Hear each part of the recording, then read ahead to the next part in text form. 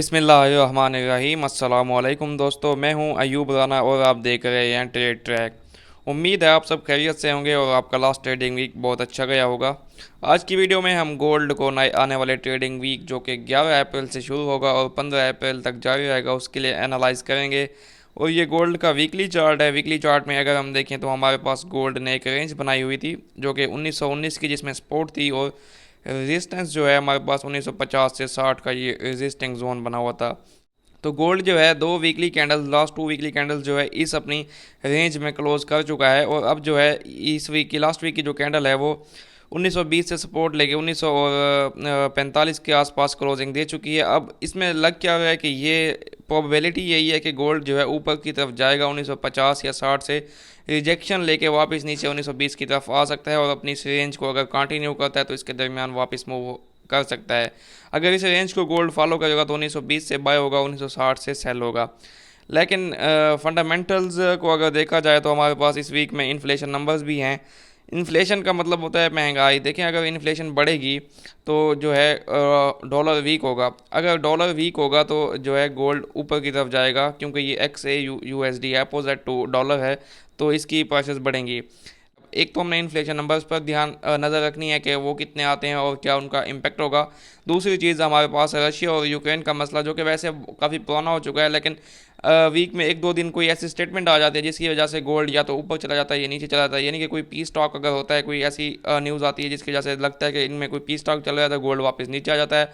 अगर कोई ऐसी बुरी खबर आए तो गोल्ड ऊपर चला जाता है। अब कल के दिन ही अगर हम देखें तो रशिया ने ईस्टर्न यूक्रेन में एक हमला किया है उनके रेलवे स्टेशन पे, और वहाँ पे 50 प्लस जो हैं लोग डेड हो चुके हैं। तो ये अभी तक की न्यूज़ आ रही है। तो अभी तक जो है वहाँ पे हमले हो रहे हैं, जिसकी वजह से गोल्ड में तेज़ी देखने को मिल सकती है।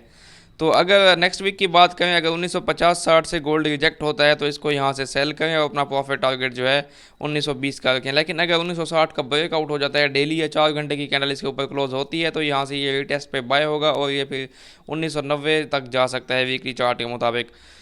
और अगर इस वीक की स्पोर्ट की बात करें तो हमारे पास जो स्पोर्ट इस वीक की स्पोर्ट होगी वो 1919 रहेगी, जबकि इस वीक की रेजिस्टेंस हमारे पास 1990 यानी कि 1990 रहेगी। अभी हम गोल्ड को डेली के चार्ट में देख लेते हैं। जी दोस्तों, ये जो है गोल्ड का डेली का चार्ट, और इसमें भी हमारे पास वही जोन है 1918 से 1920 का सपोर्टिंग जोन था, जिसको गोल्ड ने यहाँ से सपोर्ट ली और ऊपर की तरफ चला गया। अब एक चीज़ अगर इसमें हम देखें तो गोल्ड ने तकरीबन 7 दिन की, पिछले एक वीक की जो कैंडल्स हैं वो हमारे पास इसी सपोर्ट और आगे रेजिस्टेंस जो थी 1936 की रेजिस्टेंस के रिजेक्ट होकर वापस नीचे आता था, फिर ऊपर जाता था, और इसने एक छोटी सी रेंज बनाई हुई थी नैरो। अब जो है गोल्ड ने इस नैरो रेंज का ब्रेकआउट किया, 1936 से ऊपर हमारे पास डेली की कैंडल की क्लोजिंग देखने को मिली है। एक और चीज़ जो है, अगर हम पिछली तीन फ्राइडे को छोड़ के यानी कि थर्सडे, वेंसडे और ट्यूसडे की तीन कैंडल्स को देखें तो ये जो तीन कैंडल्स हैं यहाँ पे परफेक्ट मॉर्निंग स्टार पैटर्न बना रही है हमारे पास डेली के चार्ट में। मॉर्निंग स्टार पैटर्न जो है बुलिश का साइन होता है।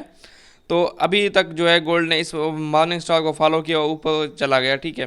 तो अभी तक गोल्ड साइन जो है बुलिश के दे रहा है, तो ये 1950 या 1960 तक जा सकता है। एक और चीज़, अगर हम पीछे की तरफ सिनेरियो को देखें तो ये जो ब्लैक कलर की हमारी लाइन लगी है 1936 की, गोल्ड ने इसको यहाँ पे ब्रेक किया था। जब ब्रेक किया था तो अगले दिन की कैंडल ने इसको यहाँ पे टेस्ट किया वापस 1936 को, और यहाँ से 1960 की तरफ चला गया। अब मंडे के दिन अगर गोल्ड नीचे आता है 1936 तक, अगर 1936 से ये रिजेक्शन लेता है और यहाँ पे 1936 को ब्रेक नहीं करता है, 1 घंटे या 4 घंटे के चार्ट में ये रिजेक्शन लेता है, तो ये यहाँ से बाय होगा, 1936 से बाय होगा। और इसमें आपका जो प्रॉफिट टारगेट होगा वो फर्स्ट 1950 और उसके बाद 1960 होगा। लेकिन अगर 1936 के नीचे ही ये 4 घंटे की या 1 घंटे की कैंडल क्लोज करता है, तब वापस ये 1920 की तरफ नीचे जा सकता है। तो ये जो है गोल्ड की डेली के चार्ट में सिचुएशन है। अभी हम इसको 4 घंटे के चार्ट में देख लेते हैं। जी दोस्तों, ये जो है गोल्ड का 4 घंटे का चार्ट है। इसमें अगर हम देखें तो हमारे पास वही सपोर्टिंग जोन है 1919 से 21 का, जो कि डेली और वीकली चार्ट में भी था।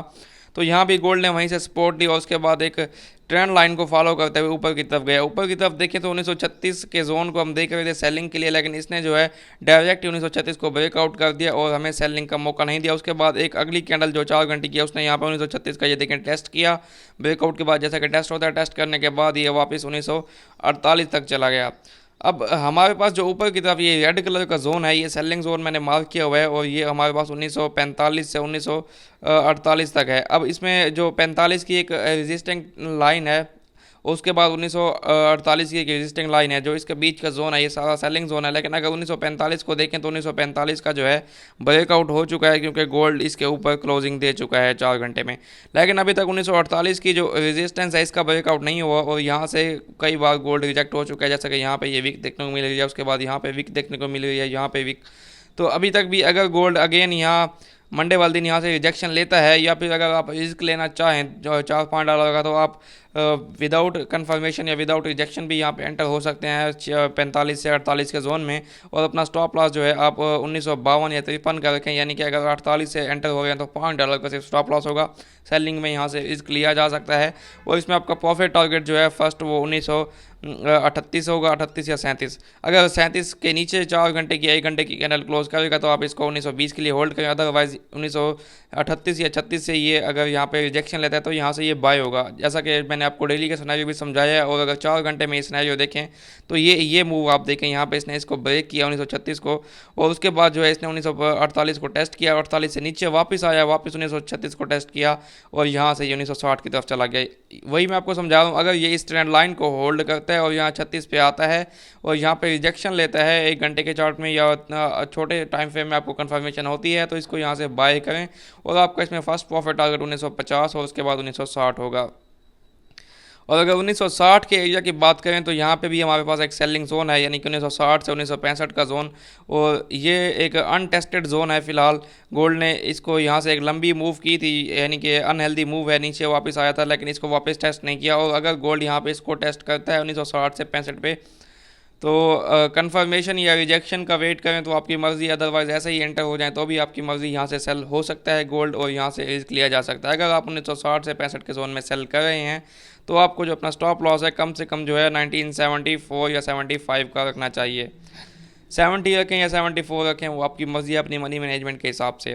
लेकिन अगर 1965 का ब्रेकआउट हो गया, यानी कि 4 घंटे की या 1 घंटे की कैंडल इसके ऊपर क्लोज हो गई, तो यहाँ से ये अगेन रीटेस्ट पे बाय होगा। तो फिर इसमें आपका first profit target 1975, after that 85, और उसके बाद 90-95 तक जा सकता है, और 2000 को भी टेस्ट कर सकता है गोल्ड। और इसके साथ साथ टेक्निकल्स के हवाले से मैं डेली आपको अपडेट देता रहूँगा, और फंडामेंटल्स के हवाले से भी मैं आपको अपडेट देता रहूँगा। मैं तो अपनी अपडेट जो है आपको फर्स्ट टाइम सुबह के टाइम दे देता हूँ, लेकिन दिन में कोई भी न्यूज़ आ सकती है, कोई भी फंडामेंटल अगर आता है तो आपको उस पर नज़र रखनी है, और उसके मुताबिक ही आपको ट्रेड करना है, क्योंकि फंडामेंटल्स भी काफ़ी अच्छे से मार्केट को ड्राइव करते हैं। So good luck for your trading week. अल्लाह हाफिज़।